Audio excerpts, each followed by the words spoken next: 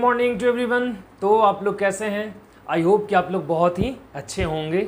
तो आज हम आप लोगों के लिए लेकर आए हैं क्लास 10th का second chapter acids bases and salts का लेक्चर नंबर 12 का पार्ट 2, जिसके अंदर की पढ़ेंगे substance, their acid and pH value. कि मतलब कि कौन सा ऐसा सब्सटेंस है जिसके अंदर किस प्रकार के एसिड पाए जाते हैं और उसकी पीएच वैल्यू कितनी होती है। तो बिना देर किए हुए इस लेक्चर को हम लोग स्टार्ट करते हैं कि कितना कौन सा एसिड है और क्या फॉर्मूला होता है और उसका पीएच वैल्यू क्या होता है। तो देखो सबसे पहले कौन सा, लेमन जूस। अब लेमन जूस का मतलब ये मत समझ लो कि ये किसी प्रकार का जूस वगैरह है, ऐसा कुछ नहीं। वही लेमन, नींबू जो कि आप घर में यूज करते हैं, वो तो उस लेमन का जो लिक्विड निकल के आ रहा है, वो जो आप देखते हैं जो सावर इन टेस्ट होता है, तो उस लेमन जूस का जो उसके अंदर जो टेस्ट है उसका सावर, वो उसका रीजन क्या है, तो उसके अंदर साइट्रिक एसिड पाया जाता है। कौन सा एसिड पाया जाता है? Citric acid. याद रखिएगा, ये क्वेश्चन पूछता भी है कि लेमन के अंदर कौन से एसिड पाए जाते हैं, तो साइट्रिक एसिड पाए जाएंगे। उसकी पीएच वैल्यू होती है वो 3 to 6, मोर देन 3 ही होता है। चूंकि हमने एक चीज़ तो आप याद रखें, चूंकि ये लेमन है और लेमन जो है वो बिल्कुल डोमेस्टिकल है और साइट्रिक एसिड पाए जाते हैं। साइट्रिक एसिड जो है वो कार्बन कंटेनिंग एसिड है। कार्बन कंटेनिंग एसिड इसलिए क्योंकि इसका फॉर्मूला है C6H8O7, और कोई भी कार्बन कंटेनिंग एसिड जो होंगे वो सारे क्या होंगे? बिक होंगे। और बिक एसिड है तो जाहिर सी बात है उसकी पीएच वैल्यू कितनी होगी? 3 to 6 के बीच में ही बिलोंग करेगा। 3 से तो ज़्यादा ही होगा, क्योंकि हमने आपको यूनिवर्सल इंडिकेटर के अंदर बताया था कि 0 to 3 स्ट्रॉन्ग एसिड, 3 to 6 जो है वो बिक एसिड, और 7 न्यूट्रल होता है, 7 to 10 बिक बेस होता है, और 7 के बाद 10 के बाद जो 14 तक जो होता है वो कौन सा होता है? स्ट्रॉन्ग बेस होता है। अगर आपने नहीं देखा तो उस लेक्चर को भी जरूर देखिए यूनिवर्सल इंडिकेटर का, उसमें बहुत सारे ऐसा चीज़ें जो आपको सीखने को मिलेंगे। ठीक है, सेकेंड हम आ जाते हैं एप्पल के पास। एप्पल आप जान ही रहे हैं, आप बहुत ही प्यारा ये चीज़ है, आप तो डेली यूज़ का यूज करते ही होंगे। एप्पल, सेब, जिसके अंदर कौन सा एसिड होगा? मैलिक एसिड, और इसके अंदर कितनी, इसका पीएच वैल्यू कितना होता है? 3.3। ओके, और इसका जो फॉर्मूला होता है C4H6O5। क्या फॉर्मूला है? C4H6O5। नेक्स्ट आ गया टैरमिंड। क्या आ गया? टैमरिंड। टैमरिंड का मतलब क्या होता है? इमली। आपको तो जैसे ही सुने होंगे मुंह में पानी आ गया होगा, क्योंकि आपको तो आप इसका डेली यूज ही करते हैं। ओके, टैमरिंड के अंदर कौन सा आता है? इमली के अंदर कौन सा एसिड पाया जाएगा? Tartaric acid. कौन सा एसिड पाया जाएगा? Tartaric acid. इसकी पीएच वैल्यू कितनी होती है? 3.18। पीएच वैल्यू कितनी होगी? 3.18। और C4H6O6, C4H6O6 इसका फॉर्मूला है। फिर नेक्स्ट आ गया विनेगर। विनेगर समझ रहे हैं? सिरिका। विनेगर, सिरिका। सिरिका कैसे तैयार किया जाता है? तो आप इख देख रहे हैं ना, कितारी जिसको बोलते हैं, तो कितारी को के रस को बहुत दिनों तक अगर छोड़ दिया जाता है गाड़ के, तो वही जो है वो एक जो है वो मतलब सिरका उसी को कहा जाता है, तैयार हो जाता है बन करके। समझ में आ रहा है? कुछ दिन के बाद वो मतलब डिकम्पोज होना शुरू हो जाता है, जिसको कहो कि सड़ना शुरू हो जाता है, और एक नया सब्सटेंस का फॉर्म करता है। और वो नया सब्सटेंस के अंदर कौन सा एसिड होता है? Acetic acid. कौन सा एसिड होगा बाबू? Acetic acid. और उसकी पीएच वैल्यू कितनी होगी? 2.5। इसकी फॉर्मूला होती है CH3COOH। फॉर्मूला क्या होगा? C3COOH, CH3COOH। नेक्स्ट हो गया टोमेटो। क्या हो गया? टोमेटो। टोमेटो के इसके अंदर कौन सा एसिड होगा? Oxalic acid. कौन सा एसिड होगा? Oxalic acid. इसकी पीएच वैल्यू कितनी होती है? 4.1। पीएच वैल्यू कितनी होगी? 4.1। इसका फॉर्मूला होता है C2H2O4। याद रखिएगा, इसको ऐसे भी लिखते हैं COOH। या इसको इस तरीके से भी लिख सकते हो, C को उधर ले जाकर के भी लिख सकते हो। Is that okay? Any problem? मतलब कहने का कि यहाँ से भी H को लगा सकते हो, HOOC is that okay? Next हो गया कर्ड। कर्ड मतलब समझ रहे हैं ना? दही। दही में तो आपको मालूम है कौन सा एसिड होता है? लैक्टिक एसिड, है ना? अब ये लैक्टिक एसिड इसी कारण से ना थोड़ा सा दही खट्टा लगता है। अब इसमें कौन सा एसिड होगा? तो लैक्टिक एसिड हमने लिखा है। इसका पीएच वैल्यू कितनी होगी? 4.5 to 5.5, मतलब 4.5 से 5.5 तक। 4.5 to 5.5 होती है। और इसका जो फॉर्मूला होता है C3H6O3। इसका फॉर्मूला क्या होगा? C3H6O3। इसके बाद है गैस्ट्रिक जूस। गैस्ट्रिक जूस समझ रहे हैं? अमाशय रस। अमाशय रस का मतलब समझ रहे हैं? जो लीवर के अंदर, पेट के अंदर पाया जाने वाला एसिड है। जब हम लोग खाना खाते हैं या फिर वैसा कोई भी जो मतलब स्टील फूड कह लो, बासी भोजन या खराब टाइप का कोई भी वैसा चीज़ खा ले, या कभी होता है ना कि एक्सपायरी डेट का कोई भी वैसा खाद्य पदार्थ हम लोग खा लेते हैं, तो ऐसी स्थिति में भी वो पच जाता है। तो उसको पच जाने के पीछे कारण क्या है? क्योंकि हमारे लीवर के अंदर एक एसिड है, उसका नाम हाइड्रोक्लोरिक एसिड है, और वो जो हाइड्रोक्लोरिक एसिड होता है वही वो स्टील फूड अगर हम लोग खा लेते हैं, बासी भोजन खा लेते हैं, या वो ऐसा कोई भी खाद्य पदार्थ जो कि मतलब जिसके मतलब जो नुकसानदेह है, फिर भी हम लोगों ने खा लिया और वो डाइजेस्ट हो गया, तो वो हाइड्रोक्लोरिक एसिड जो कि स्ट्रॉन्ग एसिड है, जिसका कि पीएच वैल्यू हमने लिखा है, क्या लिखा है बाबू? 1.0 ये स्ट्रॉन्ग एसिड है, और वही उसको क्या करता है? पचाने का काम करता है। उसके अंदर बैक्टीरिया वायरस वगैरह होता है, उसको मार देता है और पचा देता है। Is that okay? बहुत ही इंपॉर्टेंट है, बहुत ही मतलब प्यारा चीज है, आप इसको याद रखेंगे। आपके लिए ये मात्र 15 से 20 मिनट का लेक्चर हो सकता है, वीडियो हो सकता है, और ये केवल लिखा हुआ चीज़ हो सकता है, लेकिन किसी सामने वाले का ये बहुत बड़ा मेहनत है, बहुत प्रैक्टिस पे, बहुत सारे चीज़ों को मतलब एक साथ करने में काफ़ी टाइम लगता है। तो आप इसको हर चीज़ को बारीकी से देखेंगे और बहुत ही प्यार से याद करने का कोशिश करेंगे। ओके, बिल्कुल। और इसका फॉर्मूला क्या हो जाएगा बाबू? अभी हमने लिखा HCl, ये तो सबको पता है, gastric juice hydrochloric acid HCl।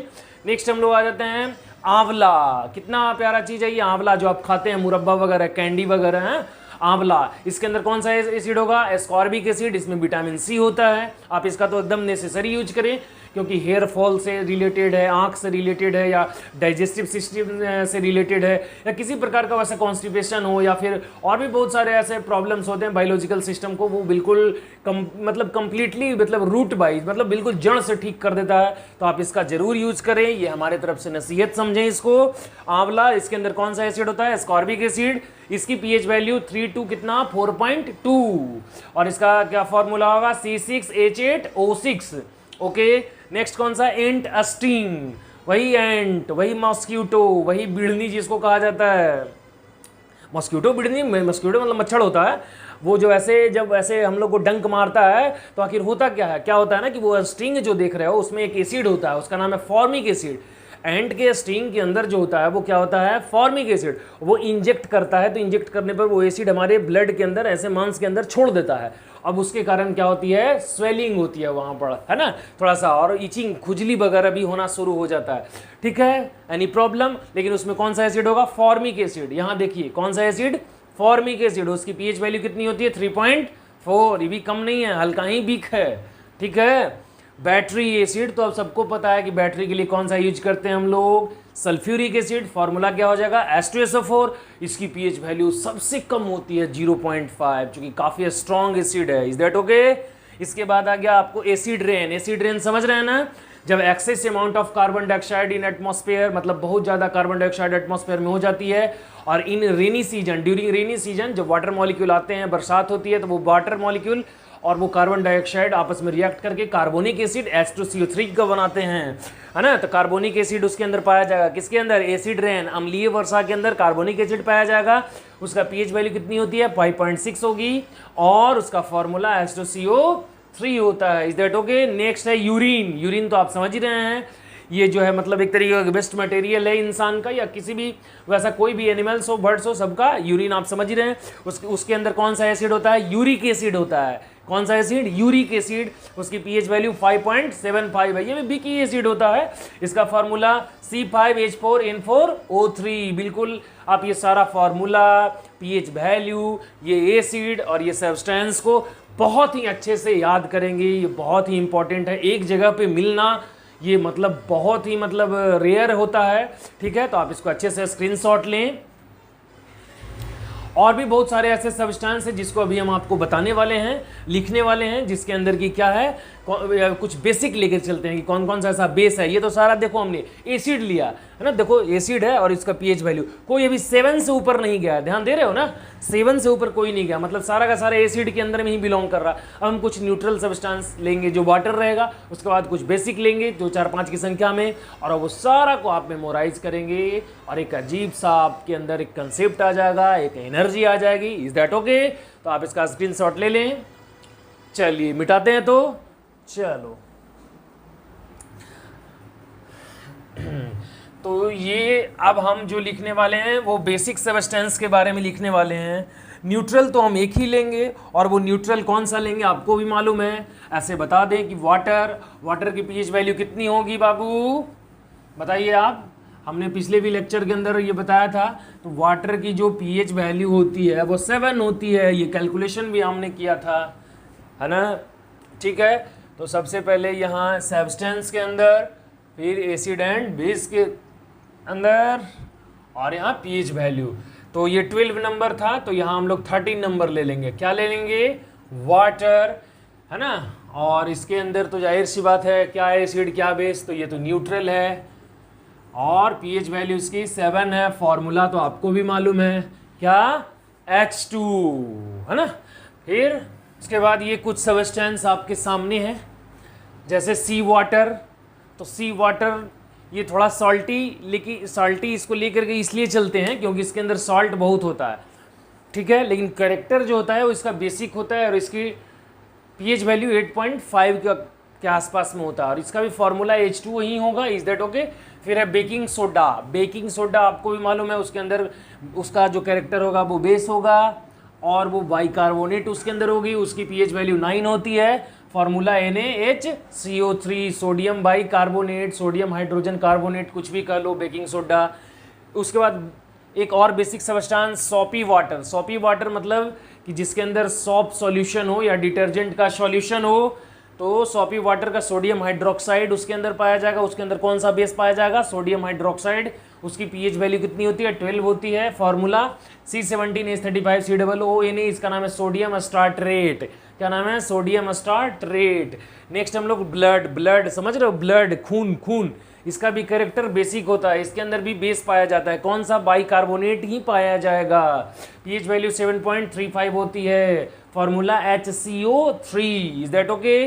Bleach है, ब्लीच भी बेसिक कैरेक्टर का होता है, और इसके अंदर इसकी पीएच वैल्यू कितनी होगी, 13 होगी। इसकी फॉर्मूला ब्लीच का क्या होगा, बेस का NaClO, सोडियम क्लोरेट, ठीक है ना। लिक्विड ड्रेन क्लीनर के अंदर भी सोडियम हाइड्रोक्साइड होता है, इसकी पीएच वैल्यू 14 होगी सोडियम हाइड्रोक्साइड की। और आप यहाँ देख रहे हैं फॉर्मूला आपको मालूम ही है, कितना हो गया, NaOH। लाइम वाटर समझ रहे हैं ना, वही कैल्शियम हाइड्रोक्साइड, है ना। उसके अंदर कौन सा होता है, बेस कैल्शियम हाइड्रोक्साइड, उसकी पीएच वैल्यू 12.4, और इसकी फॉर्मूला CaOH ऑल ट्वाइस। तो ये कुछ इंपॉर्टेंट बेसिक सब्सटेंस का था और न्यूट्रल का था, आप इसका भी स्क्रीनशॉट ले लें। तो पहले कुछ जो हमने एग्जांपल लिया जिसके अंदर एसिड आपने देखा और एसिडिक सब्सटेंस को देखा, उसके पीएच वैल्यू को देखा, फिर आपने बेस को देखा, कुछ और बेस के पीएच वैल्यू और उसके फार्मूलाज को देखा, ठीक है। ये देखने में ही बहुत ही छोटा टॉपिक लग रहा है, और बहुत ही ये लगता है कि मतलब सर ये इसमें क्या पढ़ें, कुछ तो नया सीखने को नहीं मिला। देखो बहुत कुछ इसके अंदर सीखने को मिला। ये आपके लिए बताया ना हमने कि ये आपके लिए हो सकता है कि ये बहुत ही छोटा चीज़ है, लेकिन ये बहुत ही इम्पॉर्टेंट है, बहुत ही ज़बरदस्त है, और बहुत एक जगह पर किसी चीज़ का फॉर्मूला और उसका पीएच वैल्यू और वो कौन सा सब्सटेंस है ये मिलना वाकई में कॉम्प्लिकेटेड होता है। तो आप इसको एक जगह पे अच्छे से रखेंगे, इसका नोट्स बनाएंगे और याद करने का कोशिश करेंगे। और कोई ऐसा अगर आपको चीज़ जो समझ नहीं, इसमें कुछ समझाए नहीं वैसा जो समझ नहीं आया आपको, लेकिन फिर भी अगर कोई ऐसा चीज़ जो ना समझ में आए तो ऐसे स्थिति में आप हमसे पूछ सकते हैं कमेंट बॉक्स में कि सर यहाँ पर एक मिस्टेक हो रहा है, यहाँ कुछ भी चीज़ें हैं, ठीक है। तो ये हमको आप बताएं, ठीक है। और आज के लिए इतना ही, धन्यवाद।